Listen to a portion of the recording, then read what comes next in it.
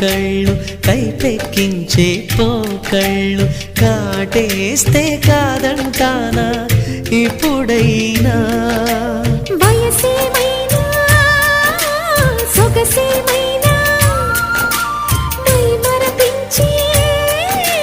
మనసేమైనా నవ్వు నవరాత్రి నీ కోసం తీసుకువస్తున్నా మైనా ఏమైనావే మన్మథ మాసం అయినా ఎంతైనా ఇది మెత్తని మోసం